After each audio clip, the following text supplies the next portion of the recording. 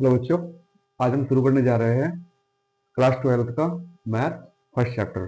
ठीक है। First chapter का जो नाम है वो है संबंध एवं फलन। ठीक है। संबंध के बारे में और फंक्शन के बारे में यानी फलन के बारे में आपने क्लास 11 में पढ़ा है।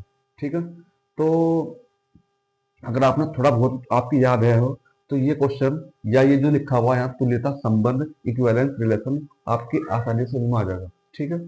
तो तुल्यता संबंध को समझने के लिए आपको तीन कंडीशन के बारे में अच्छे जानकारी आपको पता होनी चाहिए।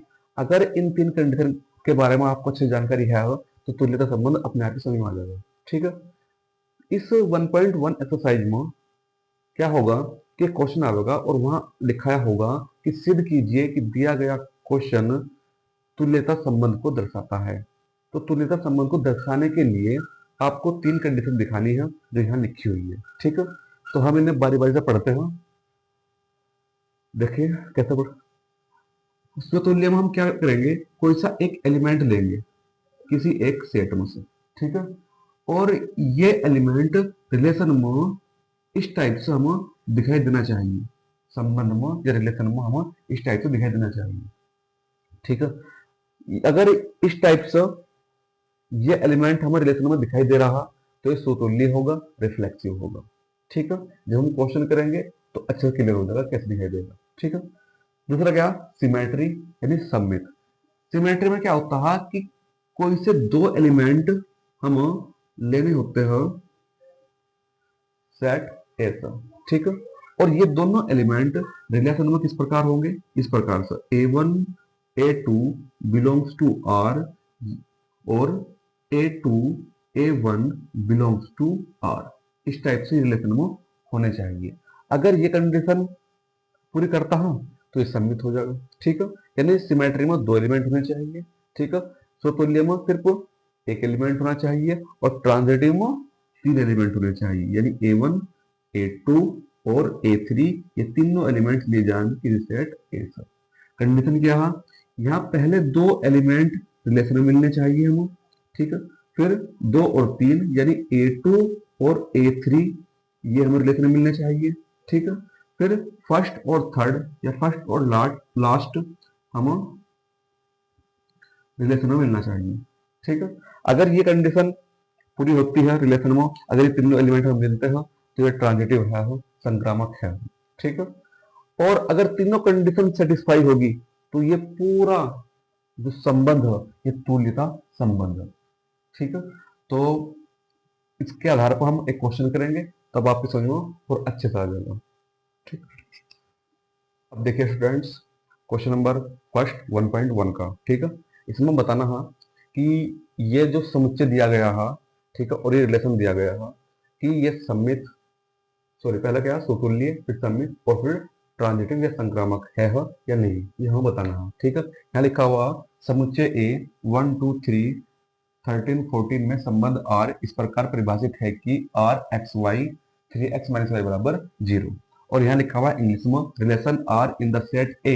ठीक है। यहाँ एलिमेंट लिखे हुए हैं, डिफाइंड एज और दे रखा रिलेशन। ठीक है। हम ये बताना है इस क्वेश्चन में कि ये रिफ्लेक्सिव, सिमेट्री और ट्रांजिटिव है या नहीं है। ठीक है। तो इस क्वेश्चन को हम सोल्व करेंगे। ठीक है। देखो इसमें सबसे पहले हम जो दे रखा है हम समुच्चय दे रखा है उसे लिखेंगे। ये हमने समुच्चय लिख दिया और जिसका रिलेशन है उस पर ध्यान देंगे। ठीक है। तो रिलेशन इसका ये है, ये वाला। ठीक है। तो पहला हम क्या करेंगे, रिलेशन बनाएंगे। रिलेशन में क्या होगा, हम लिख रहे हैं पहले x की जगह 1, जो यहाँ ये लिखे हुए सब x के एलिमेंट। ठीक है। और x के मान यहाँ रखने पर y के एलिमेंट आ जाएंगे। ठीक है। तो पहले हम लिख रहे हैं x की जगह पर 1, यहाँ लिख रहे हैं हम 1। ठीक है। 1 लिख दिया। अब 1 यहाँ लिखेंगे तो 3 इंटू 1 माइनस वाई बराबर 0। तो y का मान निकाल देंगे तो y बराबर कितना आ जाएगा, 3। ये आपको निकालना आता होगा। तो यहाँ 3 यानी पहला एलिमेंट कितना होगा, 1 और 3। इसी प्रकार दूसरा एलिमेंट 2 लेंगे तो 2 यहाँ लिखेंगे तो कैसे लिखेंगे, 3 गुना 2 माइनस वाई बराबर 0 यानी 3 दूनी 6। तो y का मान कितना आ जाएगा, 6। इसी प्रकार 3 लेंगे और 3 यहाँ लिखेंगे तो 3 तिया 9। ठीक है। फिर x का मान कितना लेंगे, 4। तो 4 और 4 यहां लिखेंगे, 4 तिया 12, y का मान कितना आ जाएगा 12। अगर हमने 5 लिया तो 5 यहां लिखेंगे तो 5 तिया 15, 15 इसमें है नहीं, हम 5 ले लेंगे नहीं, ठीक है ना। यानी हम रिलेशन में वे सब वैल्यू लेंगे जो समुच्चय में दे रखी होगी, ठीक है। अगर समुच्चय से ऊपर आ रही होगी तो हम वे मान नहीं ले लेंगे। जैसे अगर हम यहाँ 5 लेने लगे तो यहाँ 5 लिखें तो 5 से 15 हो जाएगा, 15 इसमें है नहीं, तो इसलिए हम रिलेशन में 5 नहीं लेंगे, ठीक है। अब हम सिद्ध करेंगे इसमें सबसे पहला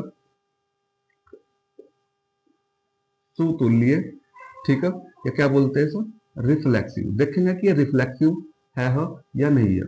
तो रिफ्लेक्सिव के लिए मैंने कंडीशन बता रखी है आपको कि हम कोई सा एक एलिमेंट लेंगे और चेक करेंगे कि वो रिलेशन में है या नहीं है, ठीक है। तो कोई सा एक एलिमेंट ले लो यहां से, ठीक है। पहले जो कंडीशन है वो लिख लेते हैं हम, क्या, ए बिलोंग्स टू ए, ठीक है। और यहाँ ए और ए ये बिलोंग करनी चाहिए आर में, ये कंडीशन थी रिफ्लेक्सिव की, ठीक है। अब हम कोई सा एक एलिमेंट ले रहे ए से, ठीक है। तो यहाँ ले रहे वन एलिमेंट लिया बिलोंग्स टू ए, तो 1 और 1 ये बिलोंग करने चाहिए आर में। तो देखो 1 और 1 है क्या आर में, नहीं है। अगर हम 2 लेने लगे, 2 बिलोंग्स टू ए, तो देखेंगे 2 और 2 है क्या इसमें, नहीं है। 2 और 2 भी नहीं है, 2 और 2 या 1 नहीं है, तो ये साइन लगा देंगे, ठीक है। अगर हम लेने लगे यहाँ से 3 बिलोंग्स टू ए और चेक करेंगे कि 3 और 3 बिलोंग्स टू आर है क्या, देखो नहीं है। यानी ये स्वतुल्य या रिफ्लेक्सिव नहीं है, ठीक है। तो यहां लिख देंगे यह रिफ्लेक्सिव नहीं है या यह स्वतुल्य नहीं है, ठीक है। सेकंड कंडीशन क्या है, सेकंड है सिमेट्री या क्या बोलते हैं सममित, सिमेट्री। सिमेट्री में हमें कोई से दो एलिमेंट लेने पड़ते हैं। मान लो हमने A1 और A2 लिया ए साइड से, ठीक है। तो ये A1 और A2 हमें R में मिलने चाहिए, ठीक है। या A2 A1 भी हमें R में मिलना चाहिए। अगर ये दोनों एलिमेंट हमें रिलेशन में मिलते हैं तो ये सिमेट्री है, अन्यथा नहीं है। तो कोई से दो एलिमेंट ले लो, 1 और 2 ले लो। तो हमने 1 और 2 लिए सेट ए से, ठीक है। तो 1 और 2 मिलने चाहिए रिलेशन आर में, तो 1 और 2 आर में है क्या, 1 और 2 आर में नहीं है, नॉट बिलोंग्स टू आर, ठीक। इस प्रकार यहाँ A2 A1 था, तो यहाँ हम 2 और 1 लेंगे और देखेंगे कि ये आर में है क्या, 2 और 1 है क्या, आर में नहीं है, तो ये सिमेट्री भी नहीं है, ठीक है। सिमेट्री ये सममित नहीं है, समझ में आ रहा होगा इतना, ठीक है। तीसरी कंडीशन क्या है, ट्रांजिटिव। तो ट्रांजिटिव में कोई से 3 एलिमेंट लेंगे हम, ठीक है। ट्रांजिटिव में कोई से 3 एलिमेंट लेंगे। तो देखो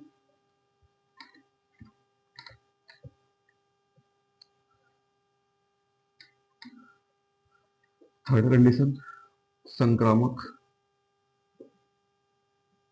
या ट्रांजिटिव। ट्रांजिटिव में कोई से 3 एलिमेंट लेने हैं, ठीक है। जैसे ट्रांजिटिव कंडीशन क्या है, A1 A2 A3 ये 3 एलिमेंट हम A से लेते हैं और यहाँ कंडीशन होनी चाहिए कि A1 और A2 ये बिलोंग्स करनी चाहिए R में और A2 और A3 बिलोंग्स करनी चाहिए R में और फर्स्ट और लास्ट यानी A1 और A3 भी बिलोंग्स करनी चाहिए R में, तब ये ट्रांजिटिव होगा, अन्यथा नहीं होगा। तो चेक करते हैं, यहां लिखते हैं पहला कोई से 3 एलिमेंट ले लो ए से, तो कोई से 3 एलिमेंट ये ले लो 1 2 3, ठीक है।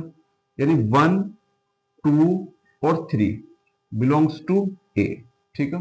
तो यहां से 1 और 2 हम चेक करेंगे कि ये आर में है क्या, 1 और 2, 1 और 2 आर में नहीं है तो नॉट बिलोंग्स टू आर, ठीक। फिर चेक करेंगे कि 2 और 3 बिलोंग्स टू आर, कि 2 और 3 आर में है क्या, नहीं है, तो नॉट बिलोंग्स टू आर। फिर चेक करेंगे फर्स्ट और लास्ट, यानी 1 और 3 बिलोंग्स टू आर, है क्या? हाँ 1 और 3 तो है, ठीक है, लेकिन ये दोनों नहीं है, इसलिए ये क्या ट्रांजिटिव भी नहीं है। ठीक है, समझ में आ गया होगा आपके? ठीक है, अगर आपके समझ में आ रहा हो तो कमेंट करके बताओ, और लाइक और शेयर भी जरूर करें, और जो भी तुम्हारी क्वेरीज हो वो बताओ। ठीक है।